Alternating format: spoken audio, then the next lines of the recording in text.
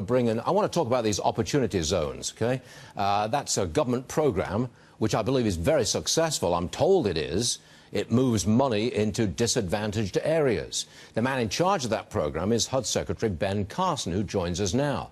Mr. Secretary, you've been on this program before, and you've told us that you have moved jobs and money into these disadvantaged areas. But my point is, I never hear about it. And you get lousy, you don't get any press at all. How do you explain that? Because it's good news. Nobody wants to talk about good news. But the fact of the matter is, these opportunity zones present an opportunity for people who have experienced tremendous economic advantages to now put that into these places that have traditionally been neglected. Okay. And there's no reason that they wouldn't continue to be neglected, except that now we have this long-term incentive to invest in them and make sure that they're successful. Now, can you quantify this success? Can you say how many jobs were created? How much money flowed in? Can you do that? Well, we expect at least $100 billion in the first year. And you know, some of the opportunity funds have already had commitments of, $24 billion. And it's coming in tremendously. I've been to a number of places and looked at the development that's going on there.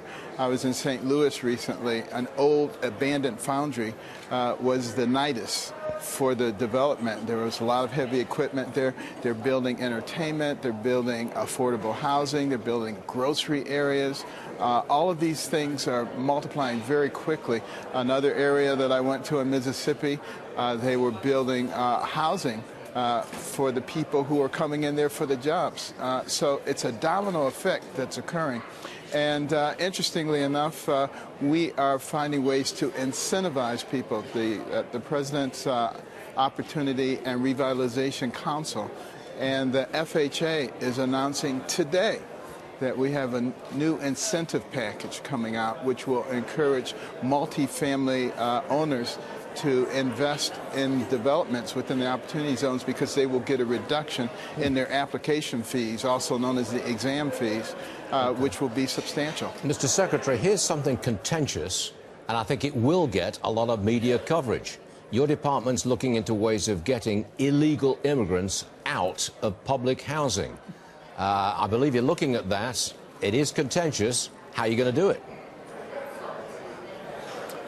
Well, first of all, we have a long list of people. We can only serve right now 1 in 4 of the people who are looking for assistance from the government.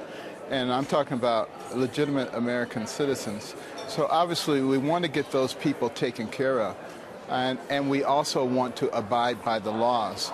Now, if we want to have laws that say we take care of people who are not American citizens, then the legislators need to get together and they need to go ahead and make that law.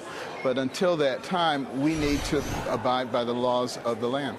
Mr. Secretary Ben Carson, thanks for joining us, sir. Always good to have you on. Thank you. Come and tell us the good news again, okay? Ben Carson, thank you very much indeed.